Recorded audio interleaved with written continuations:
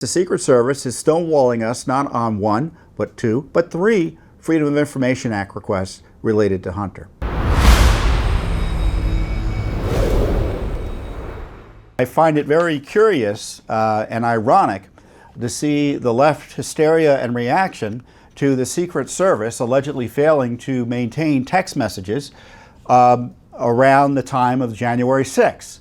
Now, this process of failing to maintain or inform law enforcement, or in the case of the Congress itself, who wanted to see these text messages allegedly, is just par for the course from the deep state, isn't it?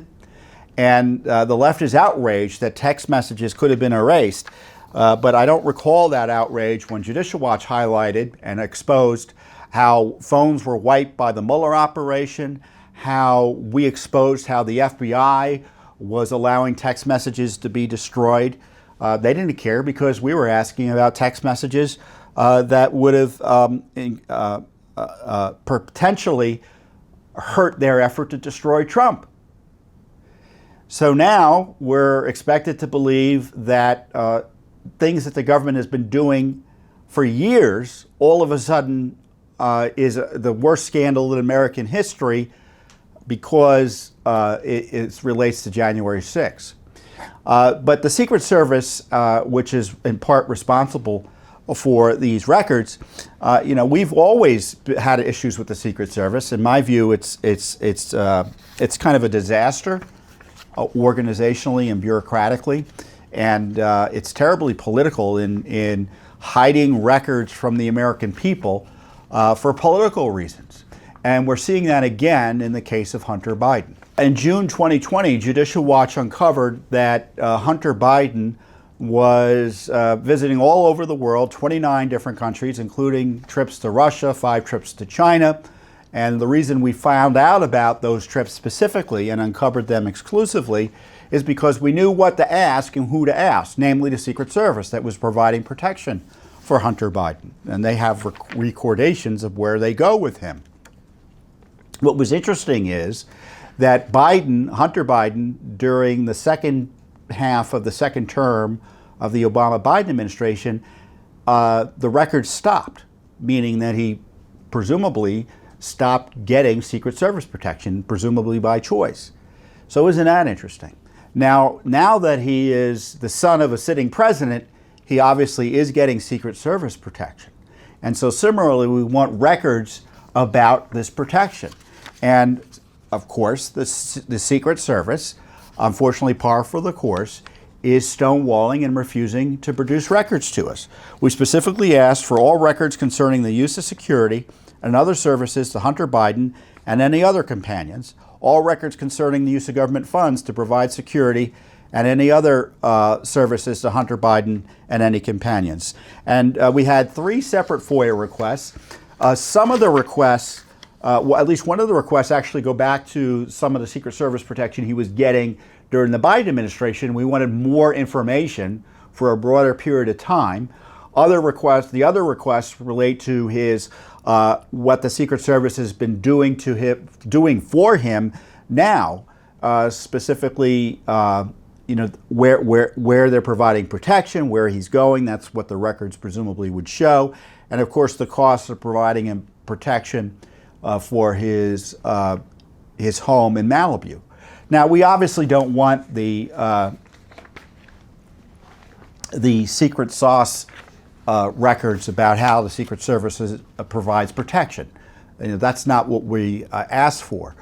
We just want the basic records detailing what the Secret Service is doing in terms of costs and such that provides us insight as to where he's going and how much money we're spending on it.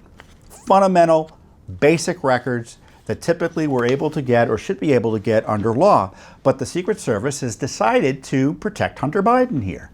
And I say that because we get other records, for instance, about Joe Biden's travel without much trouble from the Secret Service. So why are they protecting Hunter? Well, you know why they're protecting Hunter. You know why. At least that's the conclusion I draw from this unusual obstruction by the Secret Service. So Judicial Watch has sued in federal court, and so this isn't just a matter of complaining. Judicial Watch acts, and that's what separates Judicial Watch, frankly, from the political class. The political class likes to complain and kvetch, but what Judicial Watch does is say, we know what to do. We ask for the records, and if they're unwilling to give us the records and we have the capacity, because sometimes we don't, because we have thousands of Freedom of Information Act requests pending, we sue. And in this case, the Secret Service is stonewalling us not on one, but two, but three Freedom of Information Act requests related to Hunter. So the other news this week as it relates to Hunter, which I'll bring up because this is part and parcel of that, because to me, this is a window on Hunter corruption. If you know where he's been and where he's going, where he's been traveling, that gives you some insight as to potential corruption issues. That's why one of the reasons we asked for the transparency law to be enforced here. Fox News reported that it's a make or break period for the Justice Department in terms of deciding whether to prosecute Hunter Biden on a number of issues related to his international schemes to get money, trading on his father's name, and converting his father's public office into private gain for him and his business partners. Of course, there are other issues related potentially to drug use, tax cheating. Speaking of the Secret Service, there are allegations the Secret Service swooped in to try to help him in terms of a gun issue where a gun was lost and the Secret Service showed up to try to clean up the mess. So there's potentially also a charge related to his evidently lying on the federal background check form for a gun purchase about his drug use. Easy, straightforward prosecution if the Justice Department decided to pursue it. But all I need to tell you is that they've had the Hunter laptop since 2019, and they've been protecting him ever since. Now, Attorney General Garland says, oh no, he trusts the U.S. Attorney in Delaware, the Biden's home state, to fairly prosecute this. Well, we already know there have been stonewalling and delays, so we already know that's an issue. And secondly, the Justice Department regulations that were thrown in our faces repeatedly require that a special counsel be appointed when there's a conflict of interest by the Justice Department. Now, of course, there's a conflict of interest by the Justice Department in figuring out whether to prosecute Hunter Biden. And that is obvious because he's the son of the president who appointed these folks. But the other conflict of interest that the media doesn't want to focus on, and one of the reasons I think the Justice Department is probably going to do, if they do anything against Hunter, something very narrow that allows him to get off in a way that no other citizen would be allowed to do, is because of the involvement of his father in these alleged crimes.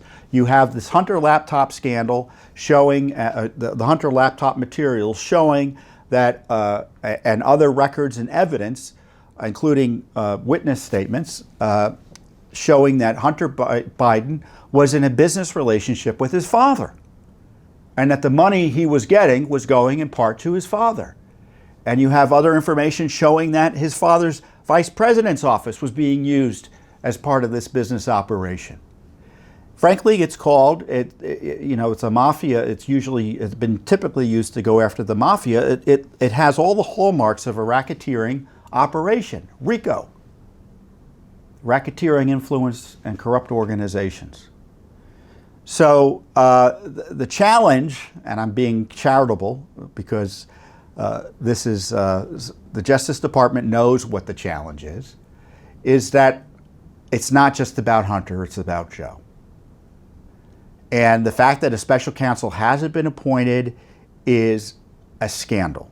And in my view, the decision whether to prosecute Hunter Biden can't be made by regular Justice Department political appointees. Now, let me be clear. I'm no fan of the special counsel regulation, but it's there, and we're supposed to follow it, right, at the Justice Department. If the Justice Department thinks, no, look, the politically accountable person is the Attorney General, he's the one who makes the decision. That's where the buck stops. And he's not going to outsource it to a special government employee who isn't confirmed by the Senate. But that's not what the rule is. That's what we were told wasn't the rule under Trump. I objected to special counsels under Trump. But no, they had Mueller. And now we're told that we don't need special counsels for Biden, even though the circumstances require it. Now, Judicial Watch, and I encourage you to sign up our petition on change.org. Maybe we can provide a link to it. We have over 350,000 people signed a petition for the special counsel for Biden. Frankly, Biden family corruption, because it's not only Hunter, it's his brothers as well, Joe Biden's brothers, who seemingly are involved in this racketeering operation. So how is it this is supposed to be investigated? Now, the other challenge for the Justice Department, which is a legitimate constitutional challenge, is whether the Justice Department can prosecute a sitting president. Well, this is where the impeachment power comes. If there are issues related, if the Justice Department finds information about criminality by the president, obviously the House and the Senate can move to remove him. And then there could be prosecutions. That was the whole thinking behind Trump. They wanted to remove him so they could try to jail him, even though he hadn't done anything wrong. Here you got significant evidence of criminal activity, and they don't want to do anything by the Justice Department. So again, this goes back to the double standards for justice. And I often joke, I guess it's not a joke, it's not double standard. Oh no, it's one standard.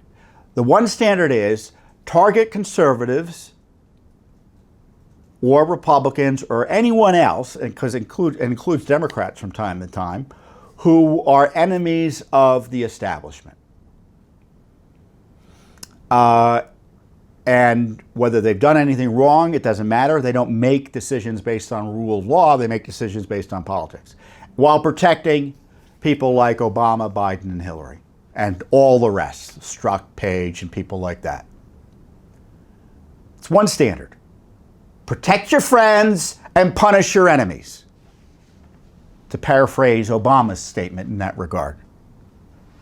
So that's what's going on with Biden. And at least, Judicial Watch, to be clear, can't prosecute someone. But we can uncover documents suggesting ways and pathways for investigators or prosecutors, if there were any honest ones out there. And of course, the documents educate you about what needs to be done so you can tell your elected officials what you think. So at this point, we're probably doing more honest investigations, and frankly, there are other good people doing some honest investigations there too, and I don't want to deny that there are other folks interested in these issues. And then the Justice Department. I think what they're doing, our experience is anything they do, it's almost always reaction to public disclosures. So let's say there's a leak of the laptop saying that Hunter Biden was involved in sex trafficking on an international level, implicating his father, which is what happened. And so the Justice Department would never have wanted to look at that outright, because they saw it they had access to the same materials, practically speaking, or could have. So what they do is they quickly start to pretend to investigate it. I mean, we saw that during the Hillary Clinton email scandal. They were literally following our lead because they didn't want to be embarrassed that Judicial Watch was questioning and investigating and uncovering information and evidence that they didn't. So they were using literally our evidence, or started to question people once we announced we were going to question people. That's what I'm convinced is happening with Biden. A lot of this is, we've done an investigation. We're probably going to have the narrowest possible prosecution, if any. Maybe there'll just be a plea deal. So I don't trust what's going to happen here. And all we can do, in my view, again, is pressure Congress to demand accountability here, because they have unique ability to do it, to do that based on funding. And secondly, demand accountability from the Justice Department. So if the Congress won't provide leadership, you can provide leadership by supporting Judicial Watch, getting the word out about the corruption that not only implicates Hunter, but his father. Remember, these are potentially dangerous scandals in the sense they have a national security impact with respect to China, Ukraine, and Russia, including other countries. I didn't know, for instance, some of the materials that have been released recently, I don't know if they were hacked or not, or I forget, but it looks like it's credible material, implicating Romania. There was a Romania angle. So who knows how many countries are involved? But obviously, when you have the president and his son compromised by illicit dealings with foreign governments and fronts for foreign governments, obviously that's a national security issue. Lives are at risk as a result of the Biden scandals, and we deserve and demand full accountability. And so Judicial Watch has a number of lawsuits in this regard, with the latest lawsuit against the Secret Service for details on Hunter Biden and his travel is just the latest. Thanks for watching. Don't forget to hit that subscribe button and like our video down below.